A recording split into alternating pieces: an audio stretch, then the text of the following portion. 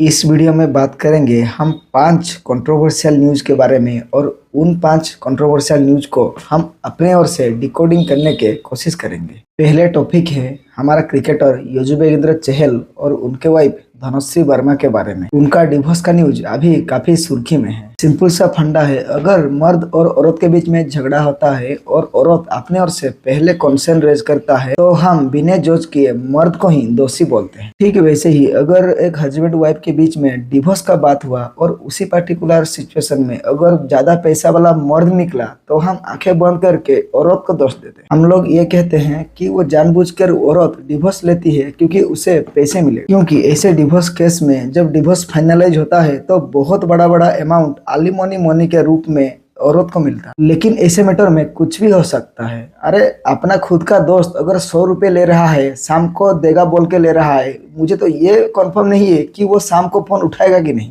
तो हम लोग ऐसे मैटर को कैसे जज करेंगे? किसका भी गलती हो सकता है। उनके दीवारों में क्या झांकते हैं क्या कि हम लोग ऐसी सिचुएशन को जज करेंगे? कहाँ मैं और वो कहाँ, हमें जज करने का ये हक भी नहीं है क्योंकि हम उन्हें पर्सनल लेवल पे नहीं जानते। औरत गलत हो सकता है, वैसे ही एक मर्द भी गलत हो सकता है।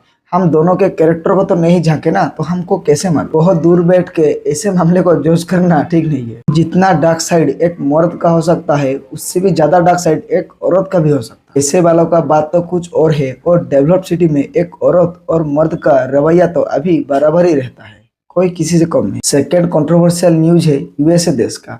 यूएसए अभी ओपनली अपोज कर रहा है यूक्रेन देश का। ये समझ लो कि यूएसए देश किसी का भी सगा नहीं होता और ऐसे पावरफुल देश के लिए किसी का सगा होना भी गलत है। ऐसे पावरफुल और शक्तिशाली देश अगर किसी का सगा होकर डिसीजन लेने लगे और हर दिन किसी एक के फेवर में ही डिसीजन दे तो बहुत जल्दी वो सुपर पावर से नीचे आ जाएंगे। इसीलिए यूएसए का एक ही एजेंडा है, उसका पॉलिसी जिस देश के साथ अच्छा मेल खाएगा वो उसी देश को ही सपोर्ट करेगा। कभी भी यूएसए देश के ऊपर भरोसा करके ये मत कह देना और ज्यादा शाबाशी मत लेना यूएसए और इंडिया के रिलेशन के ऊपर।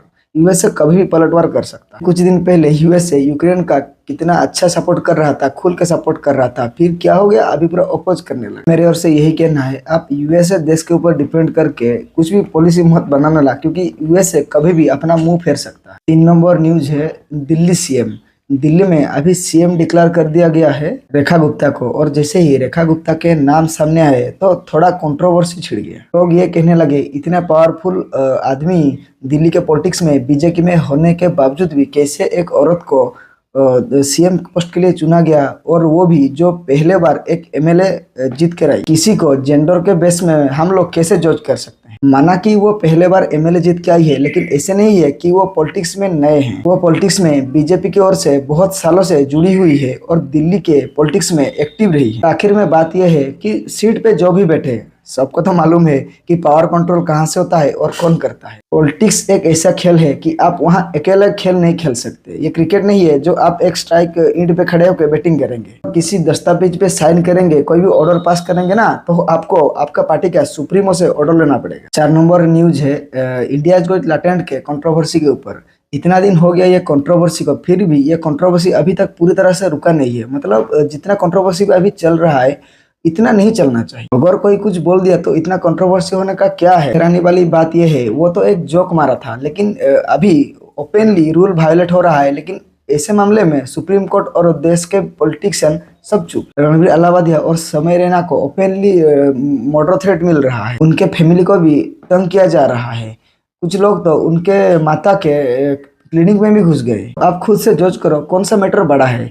कोई ज्यादा वल्गैरिटी वाला जोक में एक बात कह दिया कि किसी और ने उनको मर्डर थ्रेट देना। जोक करना खराब है, लेकिन उससे कोई ज्यादा गुना खराब है असॉल्ट करना, और उससे बहुत बड़ा खराबी है आप किसी को थ्रेटनिंग देना। मर्डर थ्रेटनिंग कार्रवाई हो तो सब पे हो। एक इलीगल थिंग को अगर इलीगल तौर से ही आप हैंडल करोगे तो ये कहाँ का लीगल हुआ? रिसेंटली एक वीडियो बनाया था, इंसान गधा से भी नीचे चला गया है, वो वीडियो आप देख लीजिए जाके। सुप्रीम कोर्ट भी ऐसे कॉमेडियन के ऊपर अभी तक अपना पंजा जकड़ के रखा है। समय रैना को तो सुप्रीम कोर्ट ने ये ऑर्डर दिया है कि वो विदाउट परमिशन अभी कंट्री छोड़ के नहीं जा सकते। भला ये क्या डिसीजन हुआ? अरे जितना वो दोष किया है उस हिसाब से उसको सजा दो। रोक ही मारा है तो उस हिसाब से उसको पनिश करो। आप तो उसका करियर ही मतलब डुबा दोगे। देश में कहने के लिए, देखने के लिए और बहुत कुछ है। सब लोग अगर ऐसे एक कंट्रोवर्सी के ऊपर ऊपर ही आंख ताड़ के बैठेंगे ना तो देश का क्या होगा। लास्ट कंट्रोवर्शियल न्यूज है जो कि काफी लोगों को पता नहीं होगा। एक मर्डर केस, एक आदमी former chief minister of Telangana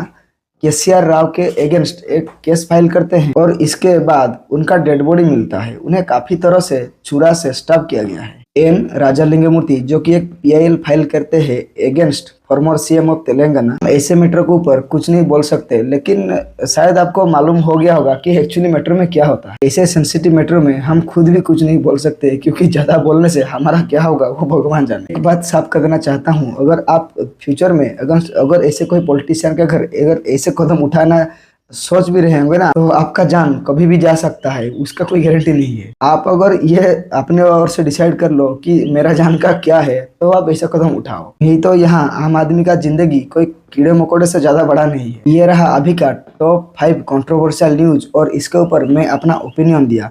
आप अगर चाहते हैं कि ऐसे और वीडियो में बना के आपको दूं, तो कमेंट बॉक्स आपके लिए खुला है, आप कमेंट जरूर कीजिए। और ऐसे इन्फॉर्मेटिव वीडियो के लिए हमारे साथ जुड़े रहिए। Thank you.